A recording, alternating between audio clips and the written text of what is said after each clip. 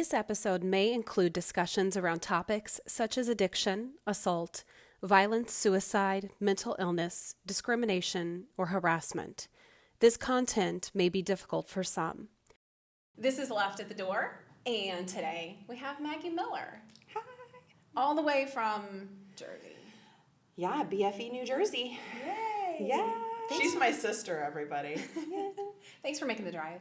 Yeah, absolutely. This is totally the only reason I came. This is the only reason Yeah. that you came. Yep, definitely. That's what people need to know. She's Yeah. in and out in 36 hours, and we're going to spend 2 of it fucking around here on this podcast.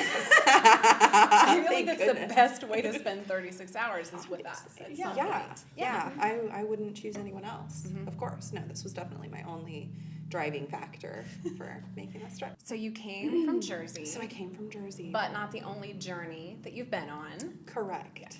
And I'll spare you the journey jokes. Recently I turned 30 last year, and it really made me evaluate a lot of things in my life and realize what really wasn't working for me. In examining that, I found that a lot of what wasn't working was just rage. So what I left at the door to be here is anger. Yes. And I left anger at the door to be able to find myself. And I realized that not only was my life not feeling like it fit or like it worked, but I wasn't doing anything or living any way intentionally, which was really not working out for me. And I was so angry that I couldn't even see it.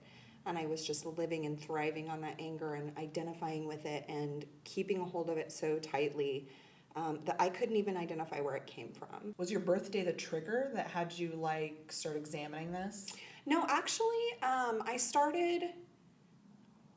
wouldn't call it a trigger. It was more a buildup of just like the snowball effect of a raging storm of discontent. That sounds like fun. That sounds like a ball of fire Yes. as opposed to a snowball effect. That's true, yeah. Poop in there. It was some, yes. Shrapnel coming out of it. maybe? Yeah, and really hitting a lot of people that I really loved, and that was what made me realize that something needed to change.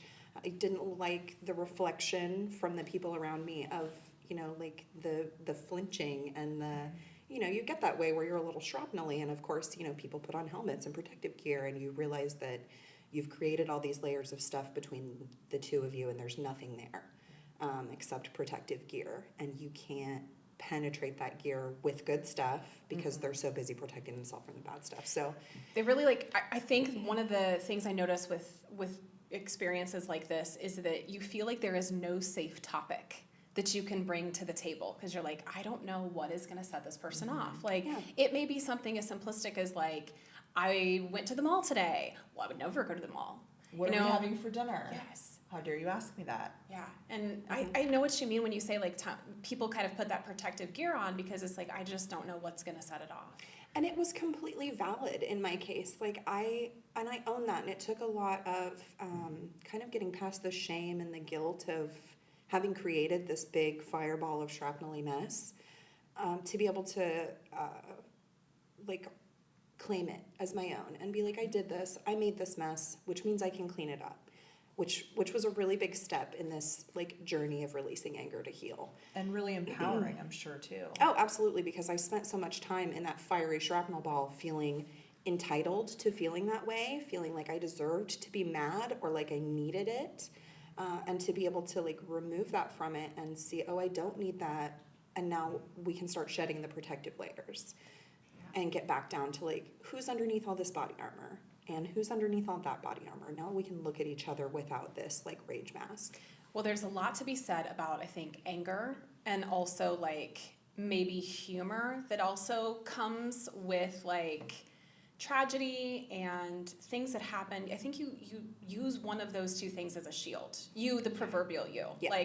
People will either kind of joke things off or have a really dark sense of humor, or they will just be angry about, or do a mixture of the two. Mm-hmm. And it gets to the point where you're where's the real you in this? If I could just break through this humor, if I could just break through this anger, there is something still here inside of you. Mm-hmm. And not everybody can get to that point. So I think it's important for you, like you said, maybe the birthday wasn't the milestone didn't hit and you're like, okay, I gotta figure out my life and figure this all out. But having that self-awareness is not something that people take that for granted, I think, because you don't always get to that point. And even if you get to that point, you have to still be surrounded by people where there is a level of trust, where you have to say like, okay, I see that you're removing the shrapnel. I'm also going to remove a layer of armor. Yeah, and you have to resign to the fact that you can't remove that armor for somebody. They have to decide to do that, and they're not going to decide to do that if you don't own what you've done and who you've been and how you've been. And that's like one of the hardest parts is being able to, because what brought me to this journey was not liking what I saw and not liking the reflection of myself in the behavior of the people around me.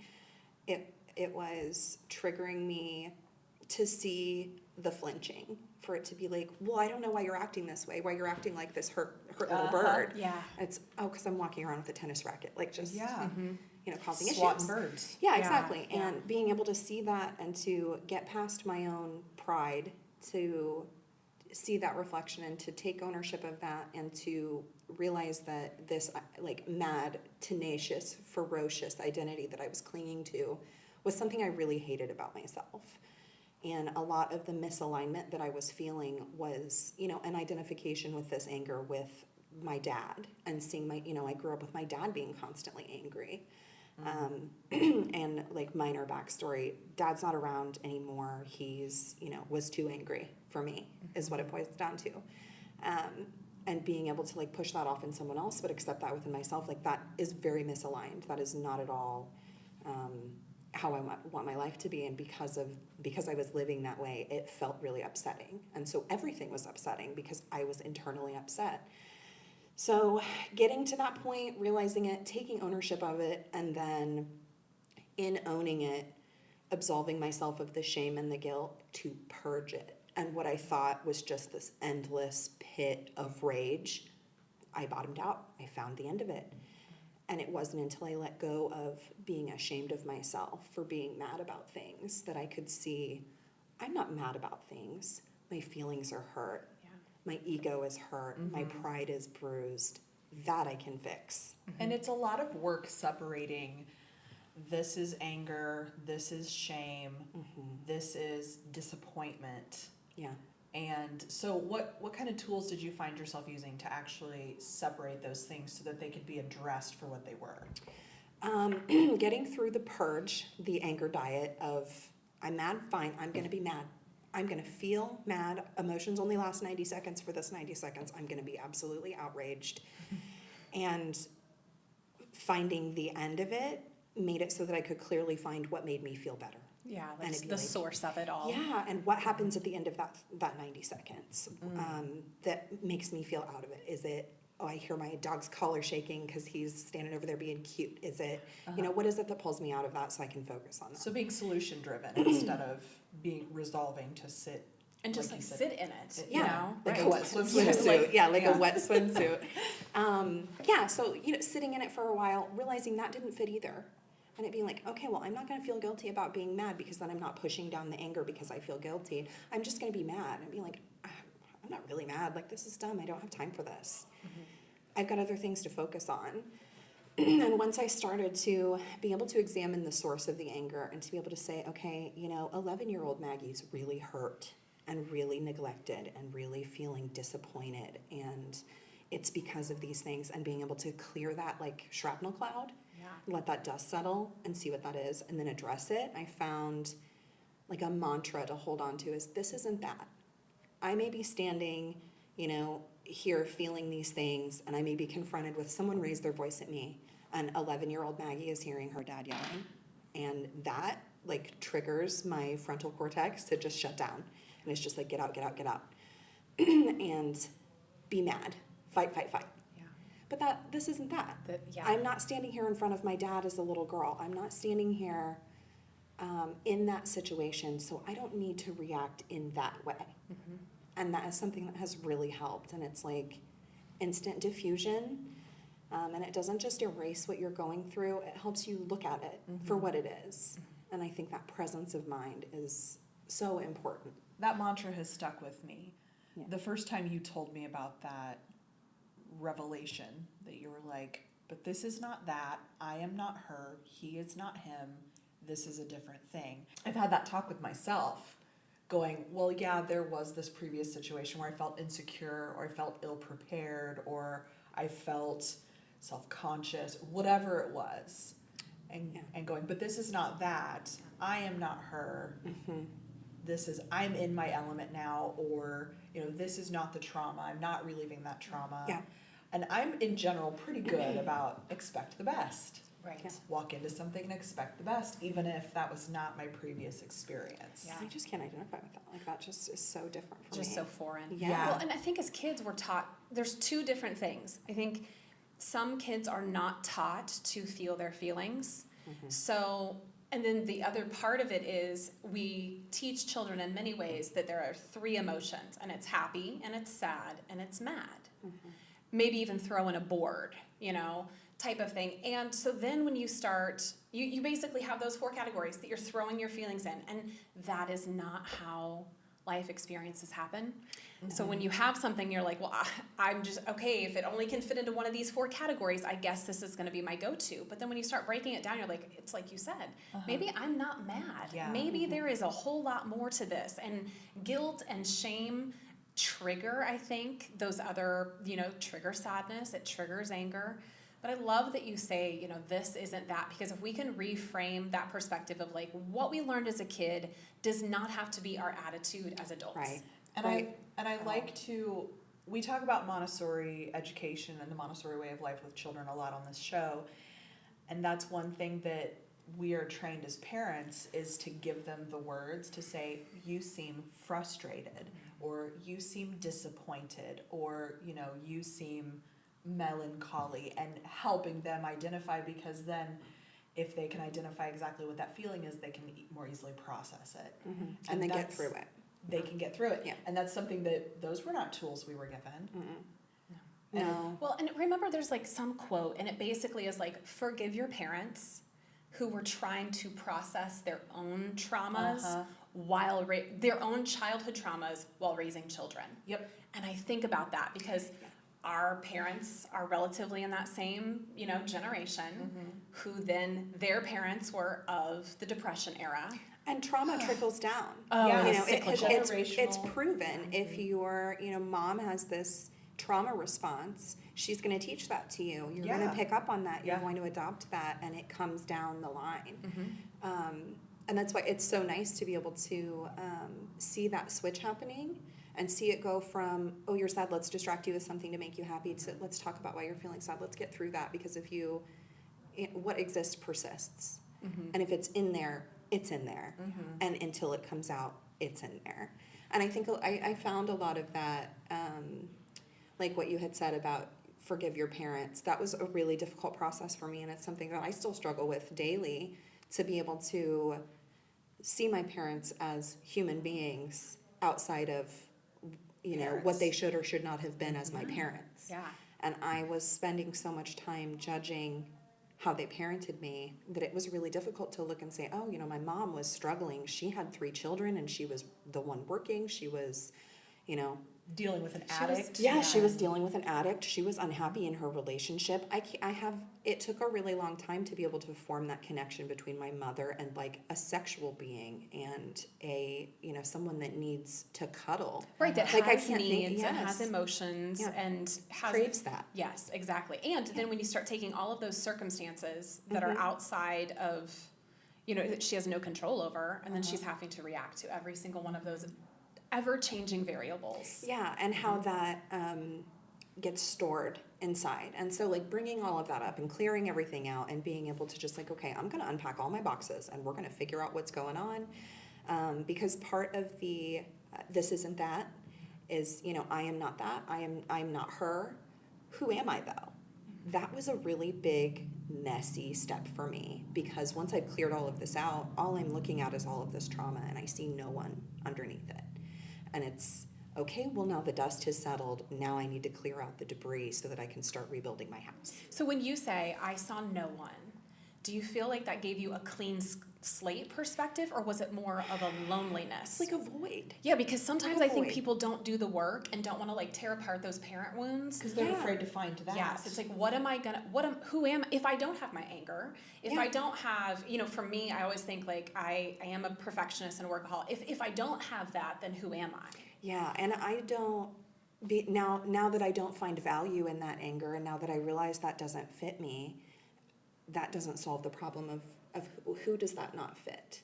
And that is something I struggled with for a really long time in doing my work of like, well, how am I supposed to do this if I don't know who I am?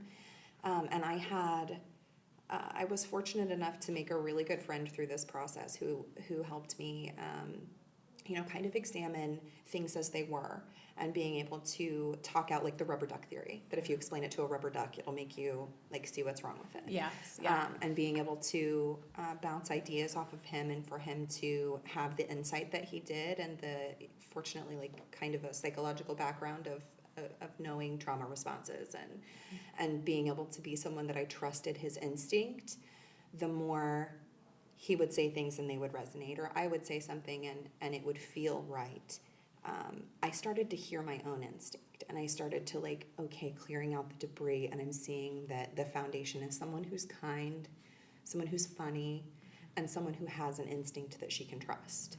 And I think finding that voice within myself from external sources was something that I was really resistant to, because I am a fortress, and I don't want anybody in here. Well, and how do you know if I can trust? If I've had all of Yeah. these people I should have been able to trust, Yeah. not be trustworthy, why should I trust myself? And being able to clear that out and start hearing my own inner voice instead of my own inner trauma response, I started to really like what I heard, and started to really trust what I heard. And it led me on this really beautiful healing voyage like 6 months ago, where I went through, and I actually drove kind of like I did now. I drove to Illinois, I drove to Omaha, I went back to Illinois, and I shut a lot of doors.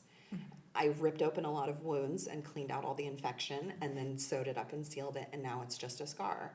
And it's having worked through that and being driven by my own instinct was more powerful than I ever could have imagined that it would be, because even if I didn't have the answer of, who is this person? Like, I hear this voice, who is this? What is she like? What is she not like? It gave me just enough to like work on. And okay, I know what I want to do is I want to go see my dad for the first time in 6 years. I'll just do that. I hear that that's what I want. I'm going to act on it. And whatever comes will come. Yes. And it won't make me mad. And I wasn't mad. And it was, for the first time, something really traumatic happened. And I was able to see it for what it was, deal with it in the moment, and stay myself through it. And when that was reflected back to me, I really liked what I saw. And as difficult as it is to love yourself and love what's inside you, being able to see it in that way and have that like instant reward, that instant gratification. And you have to be familiar with yourself Yeah. to fall in love with yourself. Yeah, And I that don't. you have to, people want to, that's a big buzz phrase. It's like, love yourself, whatever. Right. But you have to do this work first. You have to figure out who that is. And it's not instantaneous either. No, it's still a work in progress. Because I for think sure. I even heard you say like, and I started to love like who I saw and who I was becoming. But I think sometimes even when you start having those feelings of like, I kind of like this person, there's still a voice in the back of your mind that's like, You suck, you oh, suck. That's yes. not really you. This isn't gonna Oh, last. there's definitely a dissociation still, and I definitely feel a very clear separation between who's talking and who's listening.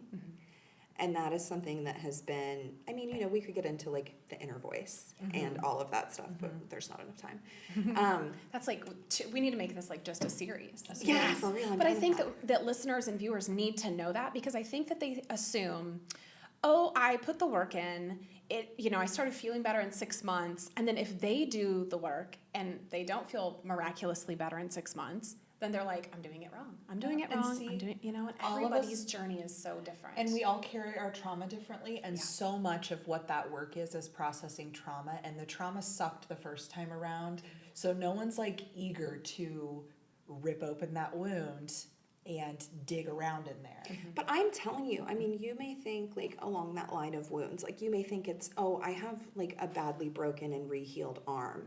And then you unwrap it after having it wrapped up and you've got this just like massive wrapping and you take it off and it's like, oh, I have like a little paper cut that's infected. Because a lot of the trauma that I was dealing with that was making me so upset was miscategorized because I categorized it when I was in it. Yeah, that's true too. And it feels so when you're little, things feel so much bigger. And I do not mean that to say that a person's trauma is not tragic, not at all. That it still does have merit and it hurts. But when you still have that child frame of mind and we carry that with us, I think about the things that just little instances. And I'm like, I was little, so of course this happened and it seemed like the end of the world because at that stage of your life, it really is. And you have no tools. Yeah. And you lack the ability to see your parents as human beings, to see the things that are happening to you as anything but self-centered. Exactly. And I mean that like in a kind way, but as a child, you're so zoomed in and being able to like zoom out of it and be like, oh, this didn't happen because she didn't love me. It happened because she was doing 15 other things and she couldn't tell me in that moment what I needed her to tell me. And that's nobody's fault. And nobody, gets to, there's no retribution. There's no, like, it just is. Yeah. And now that I can see it for what it is, I'm over it. So being able to see what I had miscategorized, unpack it for what it was, and then respond to it while not in trauma helped to retrain my responses to things. And in practicing with past trauma, it made like my healing voyage to go see my dad, that traumatic event, I had gone through the motions of how to deal with trauma at that point. And by unpacking the old stuff, it gave me the tools that I needed to practice with the new stuff. And so while there are still things that need dealt with and processes that need to be gone through, I feel capable of knowing what I need to get through it, listening to what I need to get through it, and then getting through it instead of just like stuffing it, wrapping it, and just hiding it away. And hiding it away because it's difficult to deal with. And, I'm not that teenager anymore. This isn't that. And because I am who I am, because I'm a strong, capable adult woman, I can handle these things and I don't have to hide them and I don't have to keep them boxed up in the attic. I can pull that box down, go through it, and then get rid of it and purge. So Maggie, I realize that you're not a psychiatrist, but with the experience that you've done with unpacking, one of the things I think about is that sometimes people will say, well, like, I had a good childhood. It's like, I don't really have anything to unpack. Everyone has trauma. Yeah, I would be the first one to even say that, to be like, I really did. I was very lucky to have the parents that I have and the grandparents I have. But there's people, you still have stuff that you have to do. There's still work. Everybody has work to some capacity. And even if there wasn't a trauma, you have the way that your life was is almost never in alignment with what you want to get out of your life.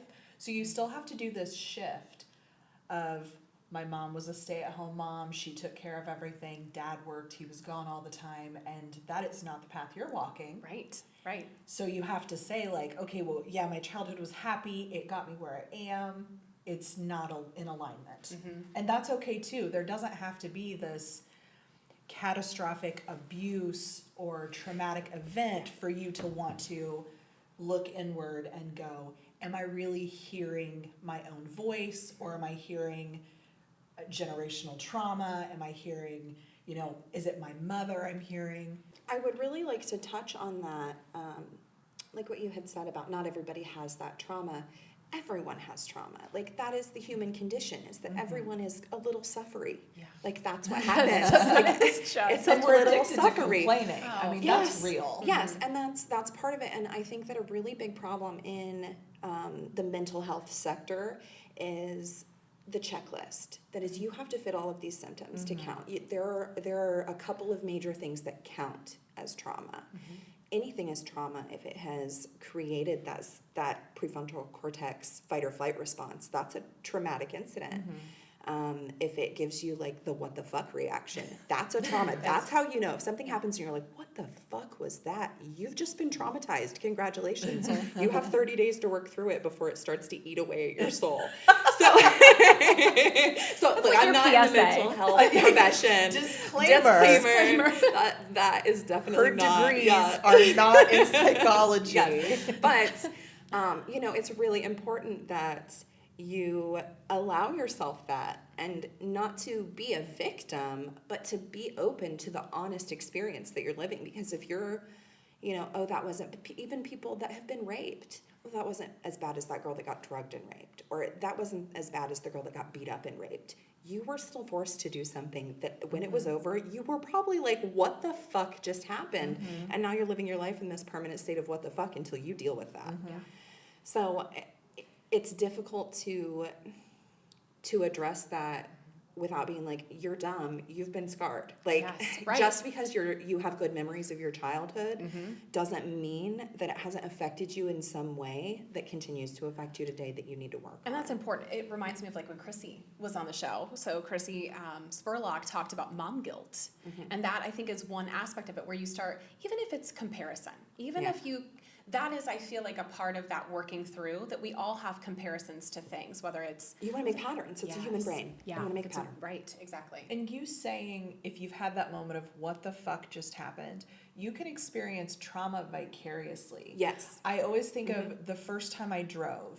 I drove with Granddad. I was in the wood panel van, and we were coming around the Mid-State Tank curve, and broad daylight, and 3 deer run out in the road. And you know that response you have when you almost hit a deer where like your legs go numb, that was 20 years ago.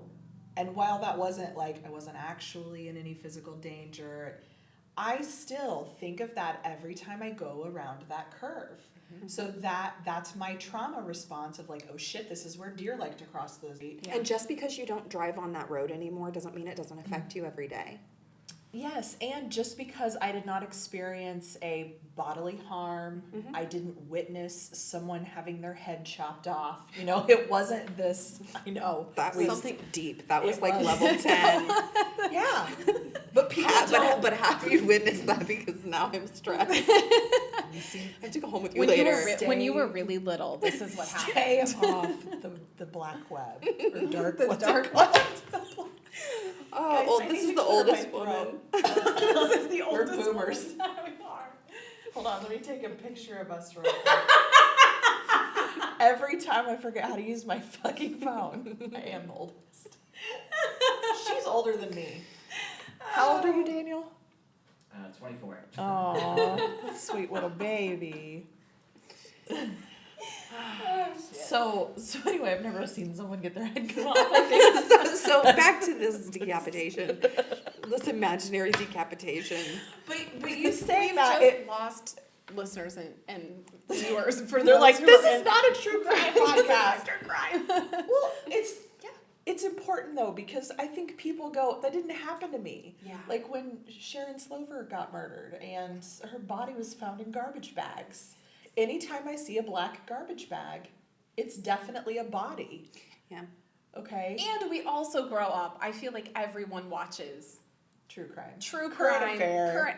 unsolved mysteries. Because it triggers That's triggering. Okay, Uh-huh. so let's unpack that. The sound from the episode. Wow. Yes.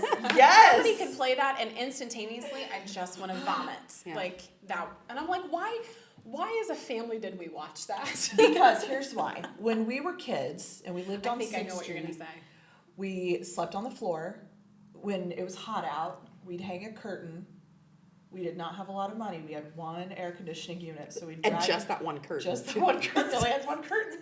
We all shared the same nightgown. It was, yeah. It was a really good night. Talk about trauma. I think, you know what? I think we're getting down to something now. Let's talk about this We're fucking unpacking night- this. Let's talk about this fucking nightgown. So we'd sleep on the living room floor on the mattress, and Letterman would be on. And what comes on after Letterman? fucking current affair. And I would hear the closing applause from Letterman and be like, oh God, hurry up and fall asleep. Or they're going to talk about people getting raped and murdered. Yes, yeah. Well, and there's like a notorious fascination with serial killers, and I feel like a lot of people go through that So phase, common. junior high school, where it's like this stimulates this part of your brain. I That saw a just- T-shirt morbid about it, curiosity. and it was like something like my latte and check mark, my infinity scarf check mark, and then like my serial killer shows. And I was like, do we really need a T-shirt about that? That No, seems because a we all little do it. I don't. We could get one T-shirt and we could all share it. That would really bring me the like warm that fuzzies. Sisterhood of the Traveling Serial Killer T-shirt. Yeah, only we're gonna make it knee length, so it's not Andrea. technically So a then nightgown. Because nightgowns aren't sexy and we're still in our 30s. And then my serial killer T-shirt is way sexier than a floor-length flannel serial killer nightgown. Someone text Andrea right now. On it. We need a serial killer Think T-shirt. it on a shirt. This is what Yes. we need.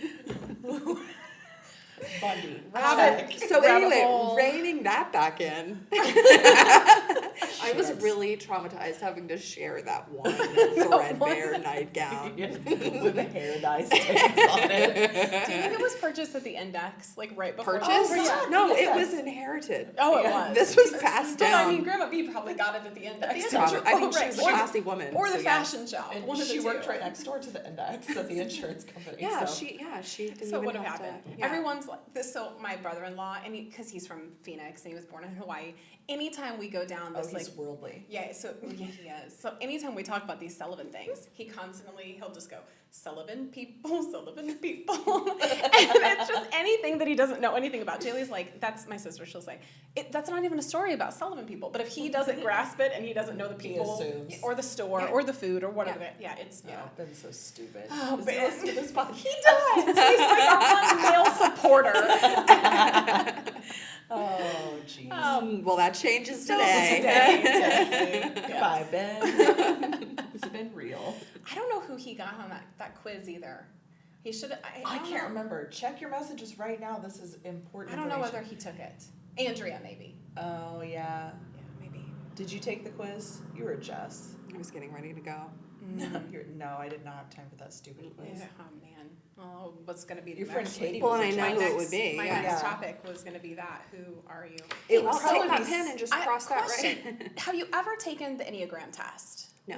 Okay, that was going to be my other thing because I wondered like what number you are, and I have an assumption based upon that. What do you think she is? What color's my aura? Well, do you want me to tell you though? Sure. Will it skew your? No. Okay. Like I somewhat think maybe you're an 8 potentially, I'm but a I don't. 7, right? You're What a am I? 7. Oh. You're a FOMO. Like And what the does fear that of mean to missing you? out. Well, because in a lot of ways, really, this is my perspective. Many people that are strong, competitive, resilient, like build up, kind of argumentative, maybe in a good way though, lawyers and whatnot and things like that, but tend to have that 8 vibe where it's like people know more or less they're not ones to fuck with. Like you don't fuck with an 8, But part of that anger, and I don't know, it's like the chicken and the egg. Yeah. It's like, and depending on who you talk to and what research you read and things like that, it's like, were you born an 8 or did you become an 8 and whatnot? As a survival mechanism. Right, but then there's, I think, the other times where there's good parts of every, number, and there's good, and there's the pros and the cons of just like everything. But the con side of that, where it's like the weakness is when you basically use all of those skill sets or those personality traits, and it's like not for good, and it hurts people, it hurts yourself, you build up that wall. And so in a lot of ways it's one perspective to say, I have this wall built up, I'm a fortress like you talked about, but then if the people around you are not willing to like help you break down the wall, they can't climb over it. They shouldn't have to. They shouldn't have to try to chip away at it. But until you get to that point that you're like, I do need help. Could you help me in this process? Could you help me, even if you just take one brick? Grab a brick. Grab a brick. I would love that. You could even throw it at me. Yeah, right. Yeah. I probably deserve it. And I think that that's one of those. There's so many personality type tests, and obviously ours that left at the door is the most important, that everybody should go and take, clearly. yes, revolutionary. But it has helped me in this process of unpacking my own stuff. That has really helped me to be like, this is me. This is what, like, I'm a 3. So I'm like, that is why I do things the way that I do. And then it really helps the people that I love and the people that I'm closest to be like, I'm no longer like, because I am. Why am I like this? Why is she like that? Yeah, And if you can identify yes. it, then you can teach other people how to interact with you. Uh-huh. How much do you, I have 2 things. How much of that do you feel like you're at choice? I mean, you said, is this something that you were born with or that has been cultivated? I think, I mean, for me, I think anybody probably that knows me would say I have always been this way. Yeah. You know, I don't think it's, so many of the things are not choice. Yeah. Yeah. Yeah. And then I think that once you start learning about it, and I don't think that that's an excuse either, so like the bad traits that we all have. You it's can just just, I'm an Aries, so sorry, I'm the so same thing. ragey. Yeah, you Yeah. can't. Yeah. That's ridiculous. Yeah. You don't Really, get it's to treat just- people that way just because that's how you are. I think Yeah. with the Enneagrams, it really is just the other side of the coin. Yeah. You go, okay, so Cassie is this, this, and this. It also makes her be Well, a if you can plan perfectionist. for that. and- Yes. Yeah. And then I really do feel like it helps the people that is closest to you. And it's not just you then saying, this is how I feel like I am, and this is why I am this way, and then being like, well, so don't be that way. Because I think that it would be easy for someone in your life to be like, Maggie, just quit being grumpy. Just quit Just being get over it. angry. Just Get let it over go. Why does it? Just stop being a Yes. perfectionist. Yes. And someone like me who is not a perfectionist in the way that you are, Right. going, okay, well, that doesn't make sense to me, so I don't really understand that behavior. And then going, okay, well, because I always thought it's just a personality test. Who the fuck cares if I'm an 8 or a 9 or whatever? But it's nice to go, well, Cassie's 3-ness is How making, can I support her? I can accommodate her 3-ness Yeah. in this way, and I understand what's coming because I know that this is her 3-ness. Yeah. And especially you saying, like, I'm still kind of figuring out who I am. Even if you just read it and went, okay, this kind of makes sense. Even just like the categories of what you should be like looking at to identify things that you can cater to about yourself. Yeah. And then you start seeing those patterns. And I think that ultimately, what we're all about is like relatability and connection. Like if you can't, even if it's somebody that you don't see on a daily basis and you don't want in your life, there is a power, and I think maybe it even can lead you to forgiveness if you're able to understand why they projected the way they are, who they are, and the choices they make. You're like, okay, this is who they are. This And is I- their natural running Yes. energy. That is And this just- isn't about me. I read this thing in this book. I read something in a book. I read something that really spoke to me about building up protective walls. You go out into this field, it's beautiful, everything around you is picturesque, it's gorgeous, everything smells good, everything's wonderful, the sun is beaming down on you, and you realize, like, I want to live here. I'm going to build my house here. Well, I want to build a house that lasts for a really long time, so I'm going to build it out of cement. I'm going to build it up. My walls are going to be thick, and I'll have some windows, and I'll get all the plans together. You get everything just perfect, and then you have this big cement safe house that is temperature regulated and comfortable and perfect, and it's just a little bright because all the windows. Well, I need to keep the sun from aging my stuff and from, fading my beautiful carpets, and all of this perfectly furnished house needs to be protected from all of the stuff outside. So I need to cover my windows. Well, now you don't see outside anymore. You've been outside, you remember, these picturesque views, you paint these beautiful pictures of what it looks like outside, but you never have to leave. And then you get comfortable. And then you start doing things like, well, I can't have someone over because they might get my rug dirty. And I can't have someone over because they might see that the light of day has not seen inside this house for years. And you start to keep people out, and you start to distance yourself from the reason why you're there in the first place. And being able to start inside the dark room where you remember what sunshine is, but you haven't felt it. Or you've read about it. Say you have kids in this house, and you say, you've never seen the sunshine, but it's like basking in warmth. And they hear that, and they can kind of identify, like maybe with a hot bath. A hot bath isn't the same as sunshine in a field with the wind, and it's not the same. And so you create this environment, and you cultivate this environment that grows into this whisper of what used to be or what you used to know. And then you're living by this whisper of what you used to know inside this impenetrable fortress. And you don't get to experience the reason why you're there in the first place. Sometimes you don't even know. Maybe you're the kid. Maybe you're the kid in the fortress that you've been told all of these beautiful things are things, but you've never experienced them for yourself. And then you go outside. And it's like getting to that point in a spiritual journey of being able to stand outside and feel what the sun is like, and that's your purpose. That's why I live here. That's why I wanted to protect this. You have to get out of that fortress. And that's so uncomfortable and dangerous. And it makes you feel very vulnerable. Yeah, because to you know, are. Yes, that you're cracking yourself open to maybe feelings that you've not experienced before Yeah. in dealing with all of this. So one of the things that we haven't really got into and tapped into is the fact that you are the wife of somebody who's in the military. Yeah.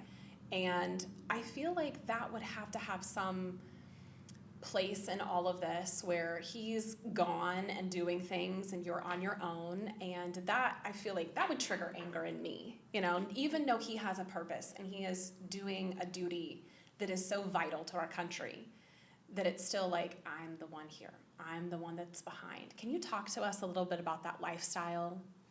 Chris and I are an exception. I feel like, I'm sure everybody feels that way, that they're the exception to the stereotype, but sometimes they exist for a reason. I really enjoy being alone. I enjoy my protective fortress in the dark. That's my favorite place to be. But you all should get out of yours. Yeah, You should definitely. out of You yours, guys right? go. Deal with your trauma within 30 days. Get out of your box. I am going to go suffer in silence and solitude. I'm gonna just color in my fortress with my dog quietly. and my junk food. Yes. You go grow as a person. Yeah, that sounds boring. No, I really enjoy having space. And there are even some days now where it's like, oh, my roommates are just getting on my nerves. And by that I mean my husband, my mom, and my dogs. We have those days. Yes. Oh, that is true. I just, where it's like, you aren't even the people I love right now. You're my roommates and you suck. Like, label your milk. So. Got written down to specific. Suspiciously specific. Yeah. No, so I feel like when he and I first got together, he was getting ready to leave for his basic training, and he was gone for 6 weeks, and we started this relationship in distance. And it made us adapt in that way. And, you know, things aren't the way they were in 2001. Like, anytime he's been deployed, we've been able to talk every day. And that, you know, is two-sided because the distance is almost even more tangible when you're having to look at it all the time. But it made it so he wasn't out of the loop on things, the big decisions we could make together. I didn't feel left at home with all of these responsibilities. I, you know, have a pretty responsibility-free life, to be honest. But there is a little bit of resentment in, you know, having to deal with all of the things that he normally deals with when he's home. But the other side of that is the appreciation that comes with, oh, I don't have to deal with these things whenever you're home. And so it makes it so while I'm perfectly capable of dealing with those things, I'm more appreciative of them whenever he comes back. So it doesn't, you know, he's getting ready to leave for field training. He works with the cadets at the University of Delaware. He's getting ready for field training in Alabama with them for like a 6 to 8 week thing. And I'm kind of looking forward to having some reset, to being able to like create that space again and be able to get fresh eyes on what it is that he's doing when he's home, what it is that I'm missing when he's gone, and building our relationship up on that new information. Because it, you know, a lot of the times it's, oh, you don't know what you've got till it's gone. Well, this is a really safe way for him to be able to leave. And it's a really secure way for him to go and for me to be able to find my footing again. And while it's really annoying to have to find my footing every time he has to go do something for work, I never feel secondary. I never feel left behind. And I think that he does a really good job of making sure that I don't feel that way. So I've kind of lucked out in that area, also in that he doesn't have a super dangerous job, so we're really blessed that all he's doing is just being halfway around the world at a desk at a really safe base. So, you know, there are peaks and pits. They're mostly peaks at this point. What about how he dealt with your anger? Because you guys have been together for a number of years. And you knew each other for such a long time. So, Yeah. listeners, my little sister married one of my best friends. Chris and I were friends for 10 years? No, we've been friends for 15 years now. You guys been married how long? Coming up on 8. So Chris was around for a lot of Maggie's stuff. He was there for prom, he was Yeah. there for graduation, he was there for The her long and the boy. con is what he calls it, the long con. The long He was con, playing yes. the long con. He and I became friends over instant messenger at work Yeah. because he saw a picture of my hot little sister. Aww. No, I'm kidding. That is not true. My hot But- 14-year-old Oh, sister. well, okay, well, Yes, because I didn't you get hot were- till I was that way. 17, so You- let's. Yes, you were a child. Yeah. But it's funny too because he would come to our house on Christmas and he was like, I just really like your family. And I only have one little sister. My brother is heterosexual. So Maggie was the easy target. She was the low hanging fruit. Yeah. But he was Aw. there. He My was, heart. I know, right? But he was there for the Maggie and her boyfriend broke up. We need to Yeah. move her out of a house in, 12 hours. Can Right. you be there? And that's like so representative of our relationship. I Yeah. showed up on his doorstep a mess. Like, Mhm. my boyfriend and I just had a fight and we're getting ready to move out, and you're the closest one here, and I need a place to sit and cry. Mhm. And I think that that's a lot of how Chris is I need a place to sit and cry, and he's my place. yes, he's your home. Yes. And when your he's- relationship started, it was like you were a teenager. So it was like there was just this crisis, that crisis, this life-changing situation. And Chris was always there. And Chris really likes to be heroic. He really likes to fix and solve and swoop in, and he's good at it. Yeah, he's a hero. So before you guys were even a couple, he had been able to showcase, like, this is the kind of person I like to be Yeah. for my friends and the people I love and care about. Well, and he had showed up consistently as that person. Yeah, And he for our whole I family. love telling this story. So Chris and I had a rocky first year of marriage, as most people do. We kind of slept together and messed around for a few weeks. He went to basic for 6 weeks. We got engaged. 4 weeks later, we got married while he was in tech school. So, like, we had not spent any time together. And then 4 weeks after that, we moved to Nebraska together and moved in together. And it was like crashing cymbals. Like, he and I are so different. We deal with things differently. He had lived on his own, but never with a partner. And it was just a lot of adjustment. It was a really rocky adjustment phase. And, now we're at a point, like, we don't fight. We don't raise our voices. We argue and we disagree about things, but it is never like knock down, drag out. You can hear it down the street. We don't yell at each other. There was one incident where we were arguing about something totally legitimate. Now that as an adult, I'm looking back on it. He doesn't like having meat for dinner thawed on the counter. It needs to be in the fridge yesterday to thaw in the fridge. Oh, And I you disagree. do it wrong too. I disagree. I totally disagree. I feel like you're going to cook the bacteria out of it. It wasn't out there for 2 days. It was out there for 4 hours. Not a There big are deal. 2 chickens in our sink right now that Dustin is going to smoke. I And I saw. wonder if Chris is just He's having he's palpitations. probably- they're probably in the fridge. So we got in this fight because I had set something out for dinner when at that point, housewife was my job. I set something out for dinner. He came home for lunch, put it in the fridge like a dick. And then I go to the kitchen at dinner time and there's nothing for me to cook. And now I'm a failure. I feel shame. And what he does is tell me it's because I had done it wrong. Yeah. And I lost my shit. And we are just screaming at each other. And he's going, I'm surprised that you haven't gotten food poisoning. I was like, I've been eating food like this for 25 fucking years. And I said these 2 words that Oh, I've no. never said to him since or before. I looked at him in his face and I said, fuck you.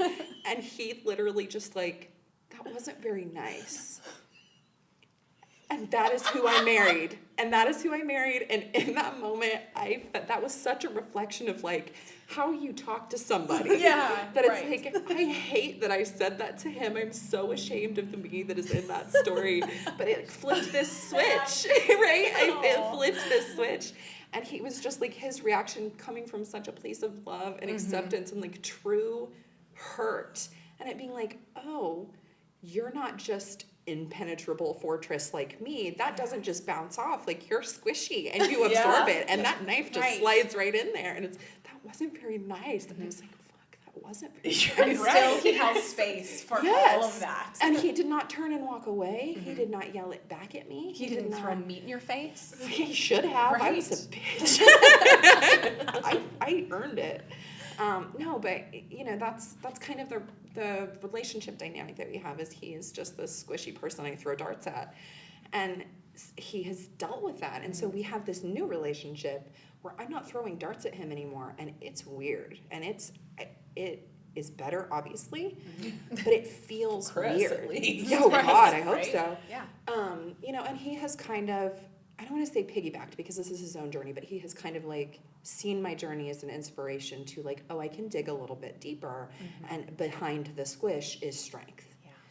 And that strength can come through without just being this impenetrable fortress because someone's throwing darts at me. Yeah. And so now there's this space where I'm not throwing stuff at him anymore, so he's allowed to kind of stretch and figure out what he's doing when he's not being a dartboard. Yeah. And that has been something that has been really hard and really rocky and really noisy and really messy. But we're getting to a place that is deeper than we've ever been before. And we're tearing down that impenetrable fortress. And we're out in the field in the sunshine. And it's like, I don't know what you look like and you don't know what I look like, but we're here together and we're going to figure it out. And I'll describe to you what I see and you describe to me what you see. And we'll make it mesh. So that has been really nice. I think people are in that stage where listening and watching this, they're either going to relate to you and to your, I am that person with the anger, or they are sitting there saying, I am Chris, and my loved one, or my spouse, or my whatever. Is a my shrapnel child cloud. Is a shrapnel cloud, a dark passenger in my life, you know? Or they're sitting in Jesse's shoes of being like, that is my lifelong best friend and sister, or brother, or whatever that looks like. And there's so many different perspectives that you have brought to the table to be like, it is not, you have to feel your way through it. Yeah. There's no around. There's no around turmoil and unpacking. No. Through. And you Yes. can't avoid it. And that's really a huge fucking bummer. What I do you tried think- for a really long time. Okay, so that's what I was going to say. What do you think for those that are sitting there saying, I don't want to deal with that. I'm not at a stage that I want to unpack that. I just don't. And they are completely either oblivious or they just refuse. It's like What do active you- denial. If you refuse, there's a reason. And like I said before, what exists persists. If it's there until you get it out. And just because you're like, it's fine taking up space in this dusty corner. I have a really big house. But it's not. Because it's not just taking up space in a dusty corner. You're thinking about it now. You're, even just listening to this, it's inspiring you to think like, what's my thing? Think about that. That's there. Are you ready to release it? And if you're not ready to release it, why? What would be a good first step for someone who says, okay, I think I'm ready to deal with my bullshit? The purge. It was what, you've talked about Abigail before, it was what Yeah. Abigail called the anger diet. All you eat is anger. And that's, you don't have to feel guilty because that exists within you. It has to come out and you don't feel guilty about getting it out. And you'll find the bottom of it. But like, have a purge. Like if you're just sad, I'm sad and I'm depressed and I can't do anything, be sad. So I'm not saying like put yourself into a pit, but give yourself 15 minutes, 3 hours a day next week. Figure out, when do I want to feel better about this? And you'll get halfway through it and realize, oh, but I'm ready to feel better about it now. So activity-wise, what does that look like? Is that journaling? Is that... Coping cards, practice. A really good piece of advice is to practice your coping mechanisms when you're feeling good. Oh. Okay. So that That you is know, a really good point. yeah, so that you can. Can you not- expand upon that in case somebody Yeah. doesn't maybe? So if you have, like mine was the mantra, this is not that. If you are able to, in a moment of not chaos and stress and emotion, and be able to rein it in and feel, you have to identify what you're feeling. You have to stop like putting the veil on it. Stop smoking, stop doing drugs, stop drinking, focus, just like look at it. And if you have something small, like somebody had an attitude with me and it made me super annoyed, then look at it right then. What is my coping mechanism? I feel annoyed. For the next 90 seconds, set a timer on my phone. I'm going to feel annoyed. You got 30 seconds into it and you're like, This is dumb. I've thought all of the hateful things that I have within me and now I'm unimpressed. Like, I do not feel good about the way that I feel having felt that. Done. Move on to the next thing. So you can have a mantra, use it when you don't need it. Identify your small triggers. So somebody had an attitude with you on a phone call. Is that going to ruin your day? No. But you feel annoyed, go with it. And be like, okay, what do I want to do when I feel annoyed? Because this isn't going to ruin my whole day whether I address it or not. Let me practice addressing it now before it's, my 4-year-old niece standing there having an attitude with me and she's fucking 4 and I'm still mad at the person that was on the phone and I'm not, this isn't that. And it being like, this isn't, she's not talking to like me as a child. She thinks that she's better than me and that she's smarter than me. And like, so the fuck what? She's a child. She's not, I know better. She's a moron. Okay. There's no soup in that soup. Sure. Yes, exactly. So being able to practice it yeah. in moments that are not your major triggers, because I think everybody knows. You know what your trigger is. You know it because you break down when it happens. And if you're at a point where you don't know what your triggers are and you don't feel empowered in that way, stop right now. Deep breath in, deep breath out. What's on your mind? What exists persists, and it persists the loudest. What needs addressed the most is the loudest inside you. And coming from a place where everything is loud, and I have always felt that way, that things are just too loud, and I have racing thoughts and impulse issues, and and at a point where my senses don't line up with what's inside sometimes, and it's hard to pick out a singular anxious thought. Like, that's difficult, especially coming from a depression background where, I have been suicidal, but it wasn't, I'm going to kill myself and this is how. It was, the only way to make this stop is to not be alive. And that looking different for everyone. If you're at that point and everything is just too loud, you have to find a way to quiet it down.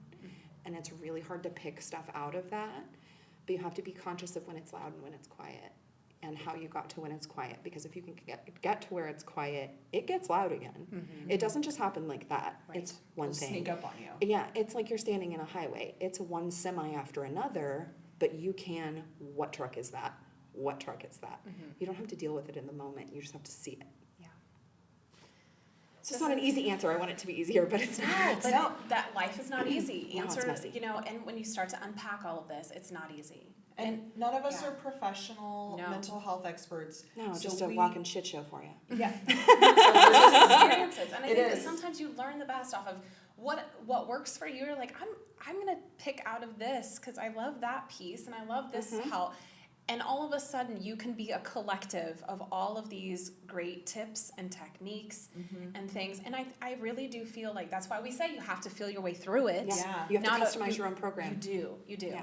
And you don't know it until you start doing it. Maybe what did work for you won't work for 10 Yeah. other people. But then all of a sudden, you just realize, well, maybe I wasn't letting it work. Yeah, and do something. Don't do nothing.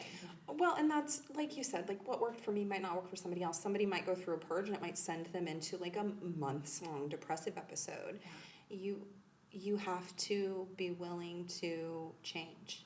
You have to be willing to switch your approach. And if something doesn't feel like it's working, you have to do it differently. And you have to open yourself up to not being the smartest person in the room when you're by yourself. I was just going to say, Yeah. too, I think it's important to involve someone else in the process. So if you have someone really close to you that you can say, I'm going to do this. I don't know what kind of effect it's going to have on me. Check in with me, would ya? Or if you don't have someone like that, there's nothing wrong with seeking professional guidance and help. And we're going to put some resources, too, along with this episode, so that if you are looking for someone to kind of help walk you through that you can find some of that information. That's great. Because it's definitely not something like a human condition. All humans suffer. Like no one is alone in trauma. No. And it's like we were talking about, like the checklist. Yeah. That it's just because you're not on the list doesn't mean it didn't affect you, and doesn't mean that, someone can't help you work through it, and that you're not capable of dealing with it just because it wasn't as bad as someone else. No, had it. your trauma is valid. Yeah. I think that's what That's the most important thing really to take is. away here is Yeah. that your trauma is valid, and if you can own it, then you can start taking steps to heal. Hi, I'm Sarah and I'm the owner of Bad Love Creative Co. I'm a photographer that services both Central Illinois and Chicago areas. This year has been incredibly difficult for me. I've had lots of cancellations due to shutdown. Prairie Commons Business Collective has helped me bring awareness to my clients. The marketing has let people know that I'm still here and I'm taking clients. I'm taking social distancing measures, and that is how my photo shoots go. Prairie Commons Business Collective has really helped to get more clients and to reach new people. One of the things I love most about Prairie Commons Business Collective is that there's a place for everybody, which is something I value most. It's a community of people of all business types. So whether you're a crafter or a photographer like me, or even a furniture maker, there's a place for you.